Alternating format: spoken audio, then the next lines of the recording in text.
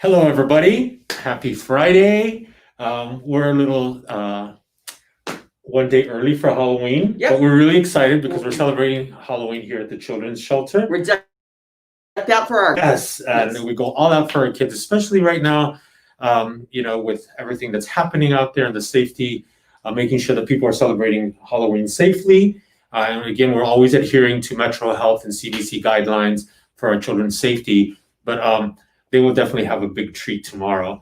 So today we're in our attire, riddle me this, riddle me that, and we have some hocus pocus happening here. Miss Winifred. Miss Winifred. So we're back again this week, and we are going to continue to be doing some series just to have conversations about the children's shelter and how things are going and what we're up to. And we just kind of want to let all our followers and all our supporters know what's going on, and just to keep up to this. People do.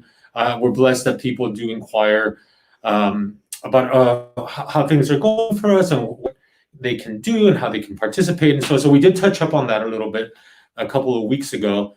And so we'll kind of just like recap a little bit about that, how people can get involved. And then we'll move into a little bit more into our family of services, which is something that's really, really important to us here with all our different programs that we provide to our community.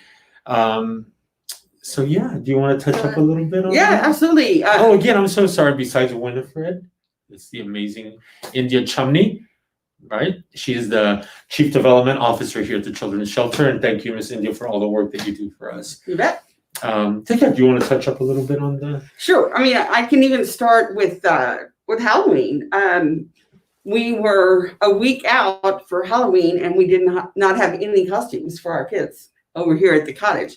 And we put a wish list out, and every child got the exact costume that they had requested, because generous people went to Amazon and bought costumes for our children. The community does so many wonderful things for us. It's just amazing. Last night, our family strengthening programs had a trick or trunk for all of their families. And I was able to give them 200 books that HEB had donated, and also individually wrapped cookies so we can be safe, that HEB had also delivered. So our community recognizes that our children are just like every other child that lives in Bexar County. They're just not in their own home. So they always seem to reach out to see how they can help, see what we need. And it's very appreciated, because we couldn't do it by ourselves. Absolutely. And I think that again, because the environment we are in now with COVID, we are really trying to do our best to make sure that, again, our kids do have a really good holiday. We know that our kids love Halloween, and it's really, I mean, it always gets me right in my heart when these organizations and these businesses really do come through for our children, and the children are very, very grateful. I mean, I definitely let them know where all this comes from and the why, and the community thinks of you. And so again, it's just part of like making sure that while they're in our care, that they just have a really super positive and loving experience while they're here.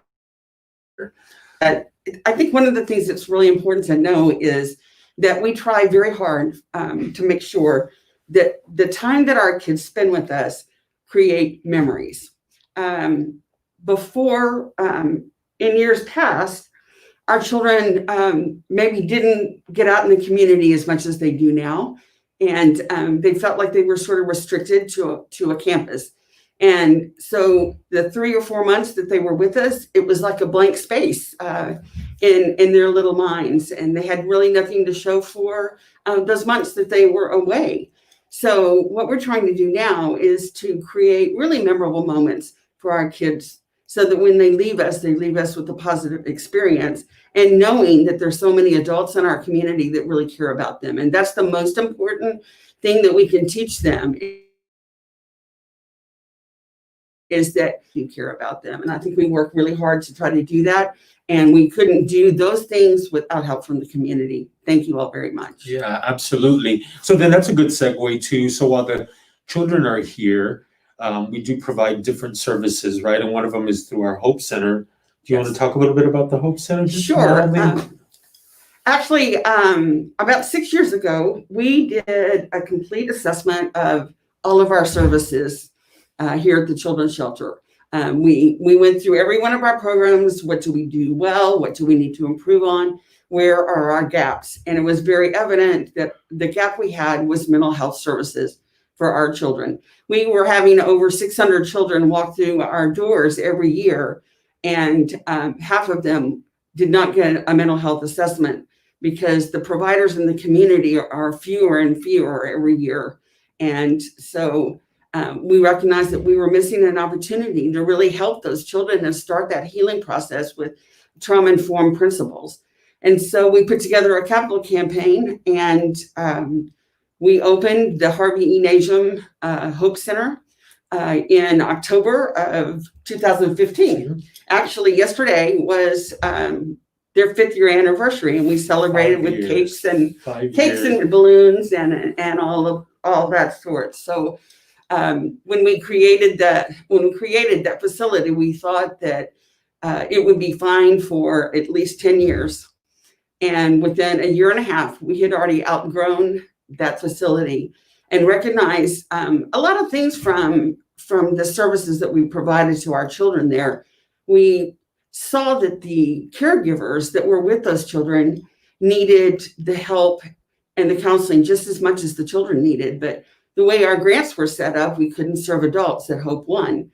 So thanks to Harvey Najum, we remodeled another part of our facility, and Hope is up and running that can serve not only children, but we can serve adults as well. We have been full from the day we opened. We provide really wonderful trauma treatment. Our therapists have been trained in every aspect of trauma with children, and it is a very specific kind of training. And our children really love going to their therapist, and it really has helped a lot to get those children up and going to heal. So both Hope Centers have been a blessing to the community. They serve not only our children, but anybody in the community, and our services are free. So if you know people that you think could use that help, remember the Hope Centers. We're both on our campus on West Woodlawn. Yeah. And, talking to the staff a couple of days ago about their celebration, they can't believe how much, they can't believe that it's been 5 years, but just like in Unity, they're just like really, a lot of gratitude, and they're really grateful to be part of the Children's Shelter family of services. And then we can veer now into our family strengthening programs. Sure. We can start off maybe with Compadre y Compadre. We have a very unique program for males in a caregiving role. I'm sorry, Winifred's fast, doesn't want to seem to stay on my notes. Compadre works with fathers that have either lost custody of their children or are on the verge of losing custody of their children. The whole purpose for all of our family strengthening programs is to keep our families unified. We know that every child wants to be with their parents. And so what we try to do is make sure that our programs give parents the strength and the tools to be good parents, so that they are not involved in the system. Because once our families get involved with CPS in the legal system, it's very, very hard to get out. So Compadre was created because we realized that most prevention programs in Bexar County were dealing with women, and there was really nobody serving the men, which was 50% of the equation. So Compadre is 11 years old now, I think. And we serve over 500 of these dads a year, and probably the most impactful graduation I've ever gone to. Every time I go to the graduation, I seem to be in tears because the men are in tears. Many of our clients at Compadre have never completed anything in their lives. They've dropped out of high school. Their marriages are failed. Their fatherhood has been a failure, and now they find themselves directed by the courts to come to Compadre as a way towards back being with their family. And frankly, they come kicking and screaming. But by about the second week, I think that they really do settle in and realize that the curriculum that's taught is going to help them. I think the secret sauce to this program is every one of these compadres, when they're coming through, are assigned a mentor that's already been through the program, that started off just like they were. And they've been through the program and they've really gotten their lives straightened out. So I think the gentlemen, when they start, they can see that there is an end to the road and a positive one. And I think that's why it's been successful. We have bilingual classes, and obviously that's totally free. All of our classes are free as well. That's great. And iParent? iParent was created as kind of a catch-all. We'll talk about NFP, the Nurse Family Partnership, in a minute. But both Compadre and Nurse Family Partnership have very specific client needs. And we realized that we were missing a lot of the families that really needed services. And a lot of those families didn't have the right transportation and would have a hard time getting to any kind of a class. So our iParent programs are created to take place in the homes or at the McDonald's, wherever the client wants to meet, that's where we will go. And so they work with our families to try to strengthen them, to try and figure out what is going on that's making their family life such a turmoil. And we've seen really great success with the families that have been healed through that. iParent also refers a lot of people to our Hope Center. Okay. And so one of the things that we work really hard on is trying to get our family strengthening programs to refer back to our Hope Center for mental health services, because as we all know, there's a focus right now on mental health services and love services. So we want to be part of the solution, and that's why I think it's so important. And then you mentioned Nurse Family Partnership, and Nurse Family Partnership. We are in the middle of doing a series with them. So Nurse Family Partnership in collaboration with UT San Antonio School of Nursing. And if you guys tune in later on today, today will be our third series at 3:30, and we will have some students who will be doing a presentation, and it's called the Mommy and Baby series. And it's a lot of really useful information. I think it's our community and the people we serve really do get some really amazing information from these students who are attending the school. And so you guys can tune in at 3:30 for that, for the third of our series, but we can talk a little bit more about Nurse Family Partnership. Yes, Nurse Family Partnership is a national program that is evidence-based, which means that it has been studied and proven to be helpful to our moms. The criteria to be a Nurse Family Partnership is you must be less than 28 weeks pregnant, and you have to be below the income level. So what we found is in Bexar County, we have a tremendous number of young women that are pregnant and don't have a lot of support. They don't have a support system at home. The boyfriend doesn't always stay in the picture, and they feel like they're just sort of out there alone. And what we want to do with child abuse is we want to make sure that we give that mom every tool and every opportunity to be a great mom. Mm-hmm. So our nurses actually, each one of our moms is assigned a registered nurse, and that registered nurse makes sure that she goes to all of her doctor visits, to make sure that she eats right, does an assessment of the home. If the home is deemed to be a dangerous place for the young lady, then we find another place for her to live while she has her child. And that nurse really acts as an advocate for that young lady, because you're 18 years old and you're trying to navigate, how do I have this baby? What am I going to do? The nurse is there to help her along the way. And they get very close to their nurses, and our nurses are able to provide supplies and things that all of our moms need. But I think the really great thing is that our nurses stay with their moms until their babies are born and turn 2 years old. So depending on That's when they get into fantastic. the program, some of our moms have 3 years with their nurse. And our statistics are great. We don't have any moms that have been wrapped up with CPS since they took our course. They have learned, to be gentle moms, to be nurturing moms, and they have confidence that they can be great moms. And I think that comes from that partnership, just having someone in your corner all the time. Yeah, that's so important.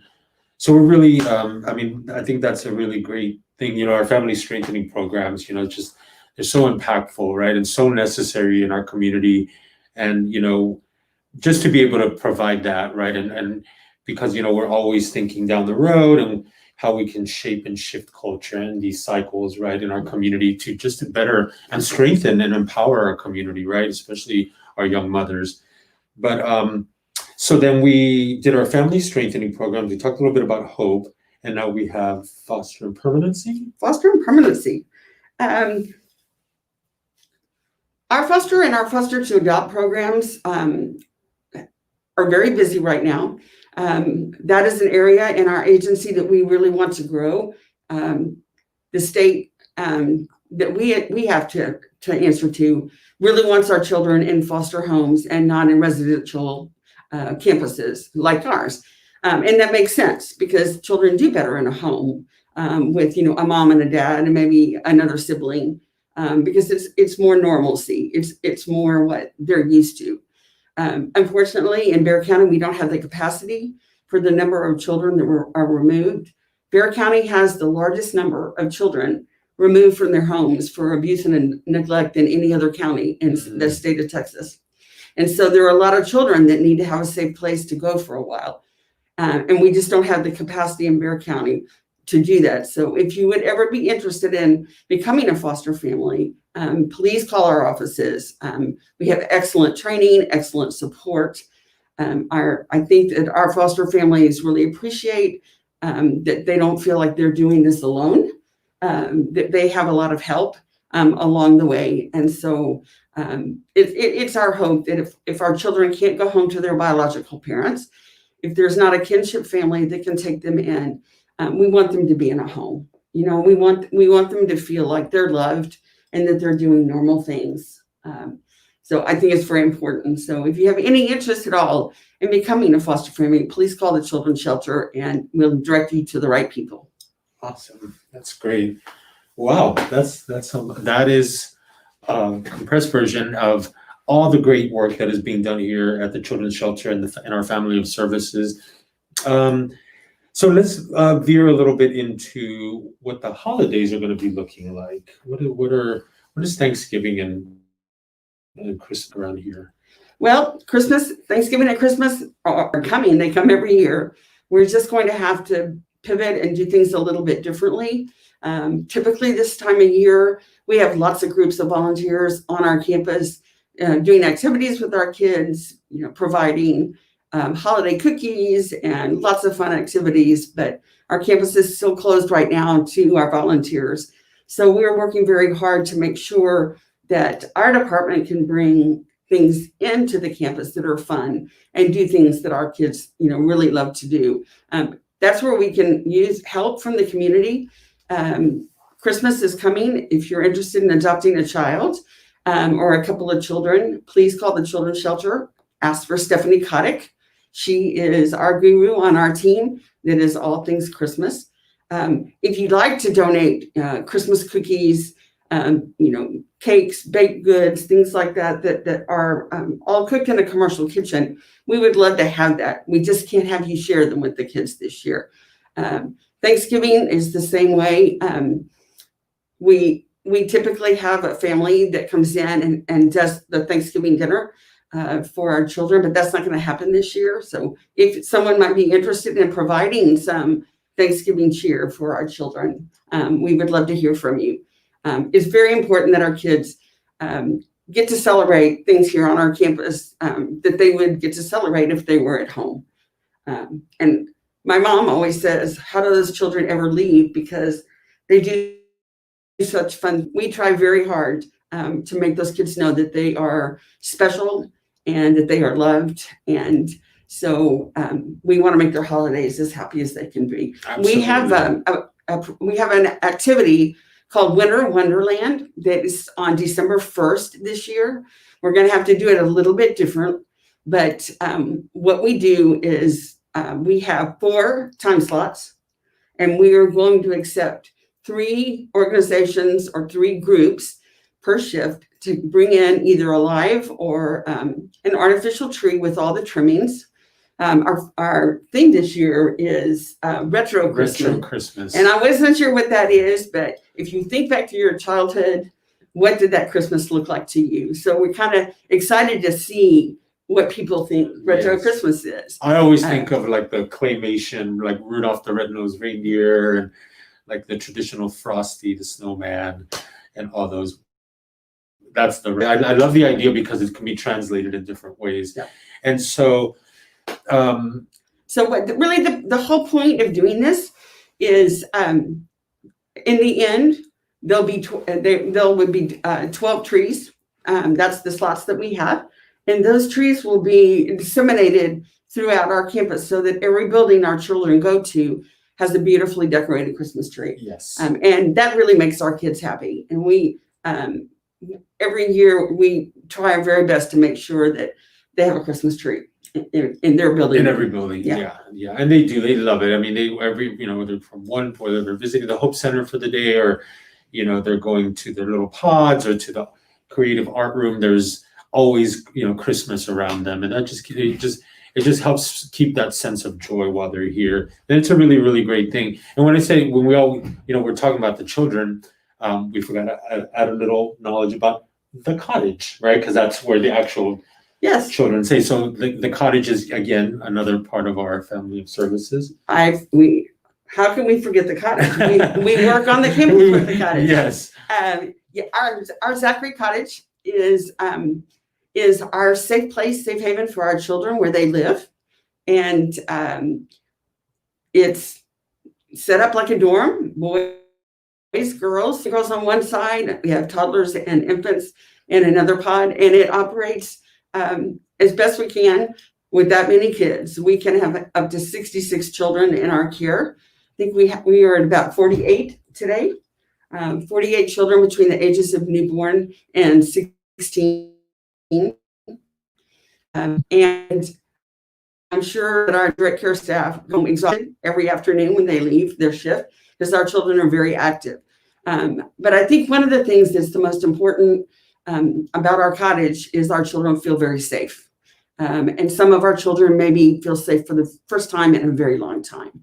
And so we really try very hard to make sure that they have the bedding that they want, they have the clothes, and our staff does a beautiful job with their hair, and our children look $1,000,000, and we want them to, because our children are very best.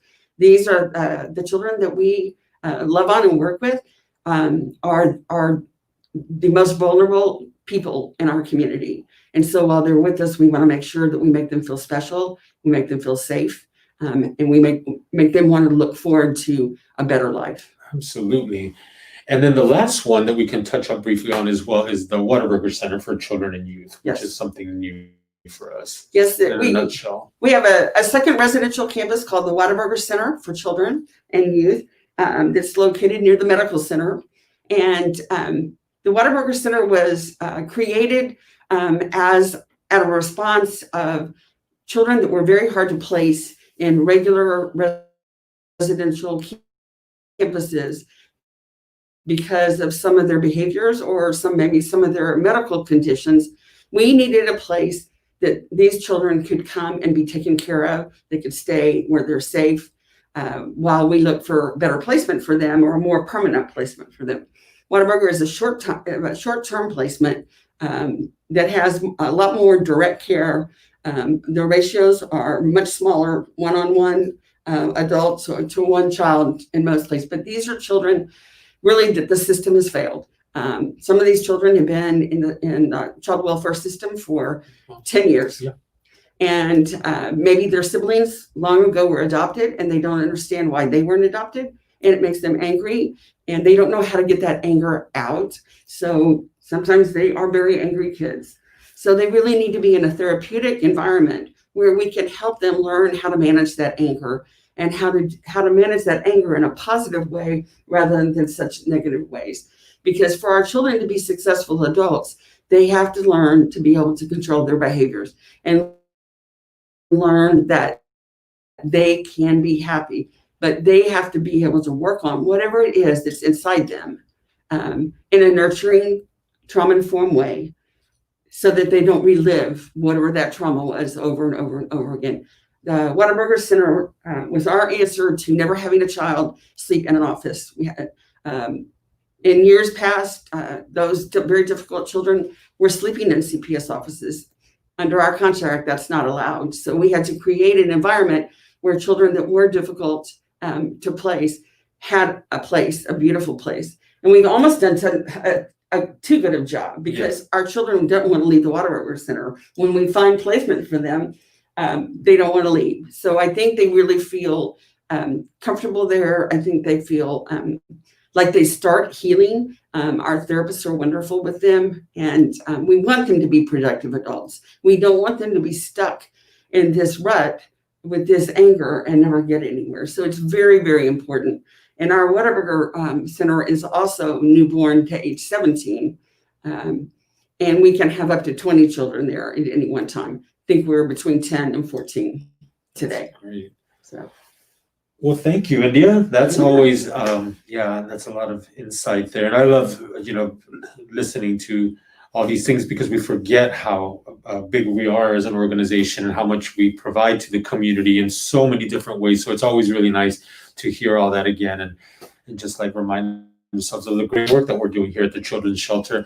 And of course, again, because of all of you out there who make that happen and make that possible, from your generous giving, to your donations, to our Found in Southtown, which we focused on a little bit last week, which is an important place for us. That's again another way for you to be able to go shopping there, and again, that's another way that you can give by just supporting our Found in Southtown family thrift, and that goes back to the Children's Shelter. That's a way to give back to the Children's Shelter. So we will come back in a couple of weeks, and we'll continue having these conversations. And we just want to wish you guys a happy holidays, happy Halloween. And you caught us on this Halloween edition with our whole campus is in costume today. It is. It's super fun. We can't trick or treat outside in the neighborhood this year, so our kids are trick or treating through our buildings. So we are all decked out. And I just wanted to end with saying, although we can't have groups that come in, we still do need your help to make sure that our kiddos have the best holiday season possible. So if you're interested in helping, please reach out. I promise you we can find a wonderful thing for you to contribute, and we would be so appreciative. Absolutely. So 210-212-2500. You can call that and ask for Stephanie Kotick, and we will guide you and make sure that however you want to participate or contribute, she will definitely give you a little more information on that. So we do hope to all. And again, if you're able to tune in later around 3:30, we will do our live session with Nurse Family Partnership and the UT San Antonio School of Nursing. And until then, happy Halloween tomorrow, and we'll see you guys next week. Yeah. All right. Thank you. Thank you, guys. Bye-bye.